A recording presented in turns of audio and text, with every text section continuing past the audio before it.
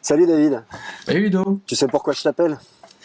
Je crains que oui. Écoute, comme à chaque fois que le monde vacille et qu'ils réussissent encore à nous mettre notre univers cul par-dessus tête, c'est encore, je crois, aux citoyens de récupérer la main, de venir Nettoyer, balayer.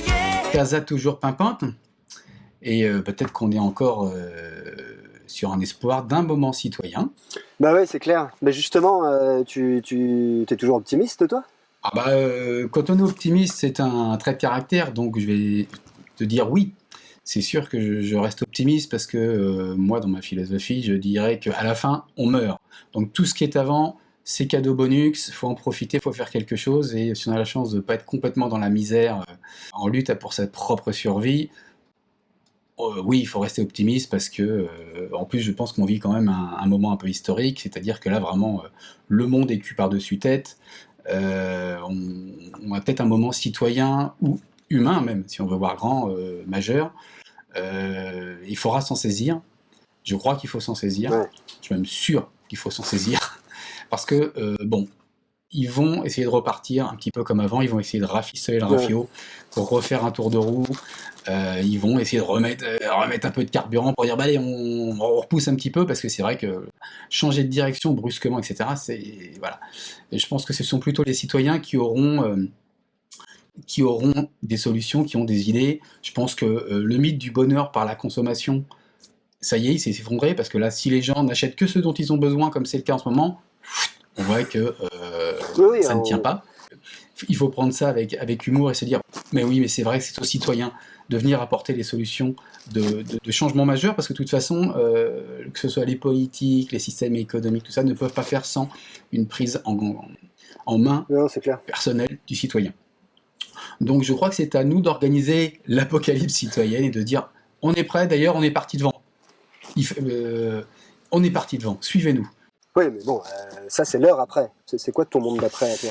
Mon monde d'après, alors je crois qu'on l'a tous dessiné un peu collectivement en creux depuis un petit moment, mais je pense que très clairement c'est diminuer l'impact du marchand, du consumérisme, hein, de consommer, créer des beaux objets, créer du plastique, Ouais.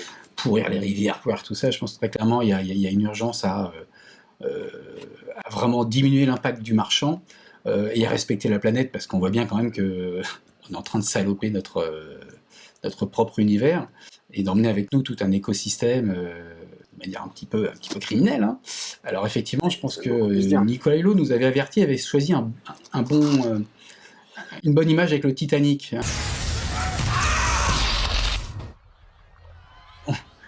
Avec tout ce qui s'est cumulé, on a déjà heurté l'iceberg, il a déjà éraflé la coque, on commence déjà à prendre l'eau. On est en train de se dire, oui, Ouais. ça va picoter un peu, mais ça va passer. Passez-moi des... Hop, on va rustiner. Non, alors là, je pense que c'est l'occasion de se dire, allez, on remet en place le collectif acteur face à l'individu consommateur. Hein, on a été un petit peu isolés chacun de notre coin en disant...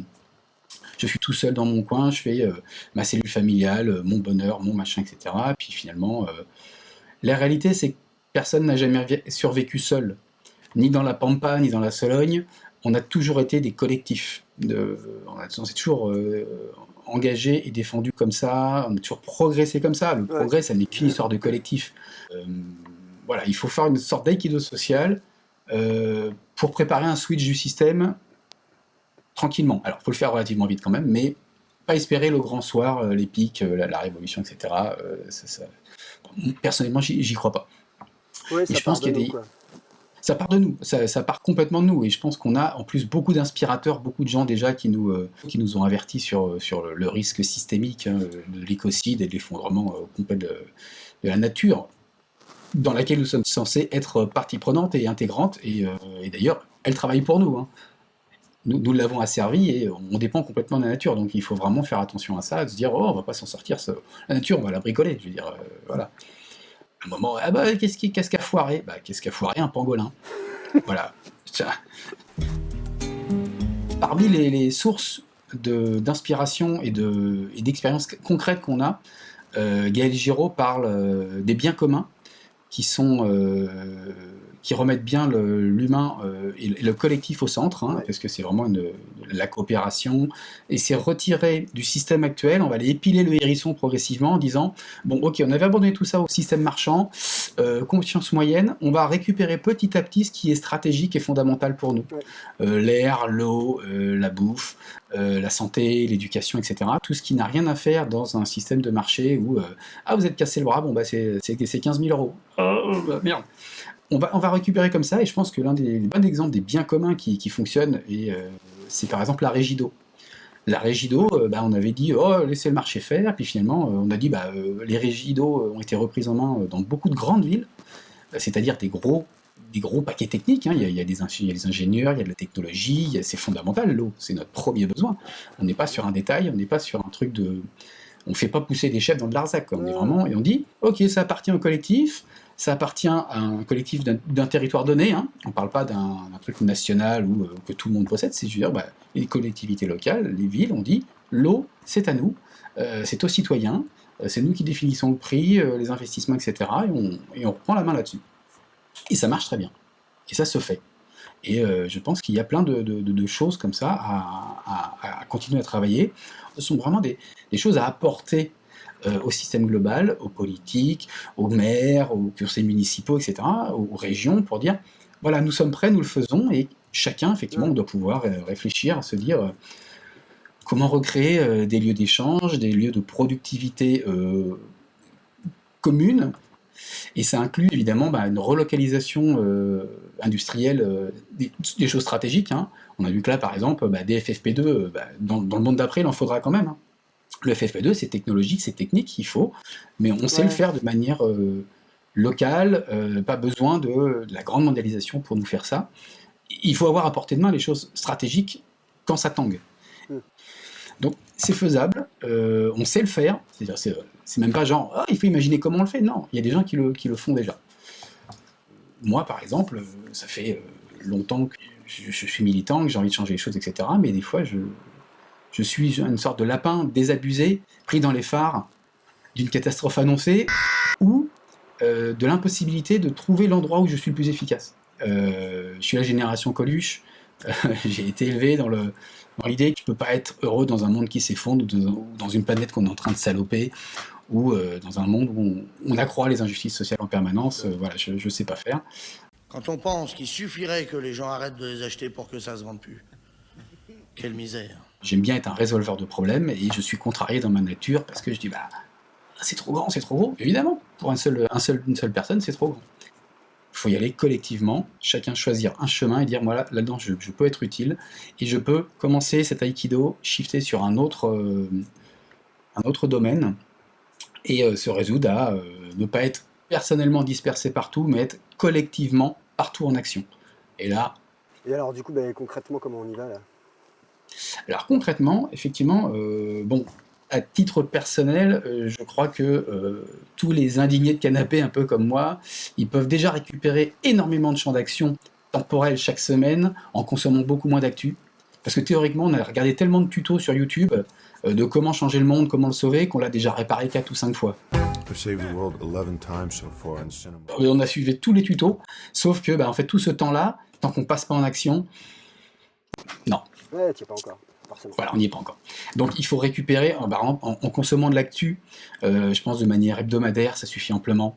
Et puis après, on apprendra tous ensemble, collectivement, ce qui manque. Tout ce qu'on a déjà en tuto, hein, donc il suffira de les démarrer le jour où on en a besoin, mais il faut vraiment se dire, ok, économie, perma, écologie, low-tech, etc. Machin, il y a plein de pistes, il faut choisir la sienne et y aller, et laisser, ok, je sais suffisamment de choses pour faire les premiers pas. Ça peut être effectivement dans sa société, dans sa boîte, militer pour dire hey, regardez, le monde va devenir comme ça, est-ce qu'on ne pourrait pas commencer à produire différemment, à s'organiser différemment, à être un peu plus vertueux, etc.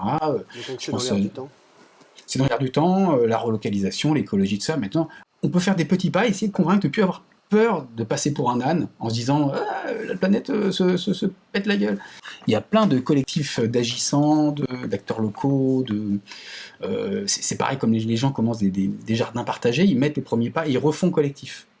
Et refaire collectif, c'est déjà commencer à quitter l'ancien monde parce qu'on discute ensemble, on met ensemble des communs, on commence à reconstruire les communs, et puis il faut y aller, chacun a des compétences, chacun a son sourire à apporter, chacun a du soutien à donner à des gens, et on peut le faire partout, il n'y a pas que la campagne qui peut changer les choses, évidemment, revenir à la terre est fondamental, hein, revenir à produire nous-mêmes la bouffe ou à faire des choses, c'est fondamental et il faut le faire ensemble, toujours ensemble, pour pouvoir se soutenir quand il y a des coups durs, partager les outils, partager les savoir-faire.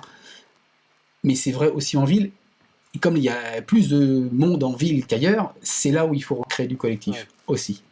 Ça peut, voilà, il y a 1000 façons de le faire, ça peut être partager de la bouffe, partager de la cuisine, partager des façons de faire, partager des gardes d'enfants pour récupérer du temps. Il faut se récupérer du temps pour passer en action et refaire collectif. Et là, on n'est plus dans les querelles de chapelle, on n'est plus dans les débats interminables politiques, on est dans l'efficacité. On commence à dire, ok, mais il y a des choses qui nous appartiennent, et il faut apprendre à désapprendre. Parce que le capitalisme et le consumérisme nous ont appris que s'il y a un problème, il suffit d'acheter la solution. Ça ne marche pas. Ça marche un temps. Ça marche un temps tant qu'on ne paye pas la décontamination de la planète. Maintenant qu'il faut payer la décontamination de la planète, on dit « Ouh, c'était plus cher que prévu ». Voilà. Donc il faut apprendre à désapprendre, et ça, on l'apprend en faisant collectif. C'est finalement une sorte de révolution douce, mais concrète, réelle. Hein. Donc effectivement, toi, tu te vois où là-dedans? Moi, là où je me vois dedans, c'est qu'effectivement, je commence par regagner du temps. Hein, comme je le disais tout à l'heure, je mets en pratique le truc, je consomme moins. Déjà, consommer moins d'actu et s'informer moins, c'est libérer l'esprit. Et t'imagines si 1 million de personnes récupèrent 2-3 heures, c'est tout, par semaine, le nombre d'heures que ça fait de disponible pour faire tout ce qu'on veut. Du plus petit compost à la plus grosse construction d'éoliennes, etc. Machin, ça s'est fait, hein, les éoliennes citoyennes, ça s'est fait, hein, ça prend du temps, etc. Il y a plein de choses qui se font, très techniques y compris. La R&D citoyenne, là, voilà. Donc moi, je fais ce premier pas, dire, allez, je libère du temps, et du coup, je rejoins aussi des collectifs d'agissants, de gens alors, moi, j'ai quelques talents numériques, mais il faut descendre sur le terrain absolument. Donc je mets mes moyens de résolveur de problèmes, que ce soit dans le numérique ou dans la gestion de projets ou stimuler des idées, etc. Je les mets au service de différents groupes d'agissants.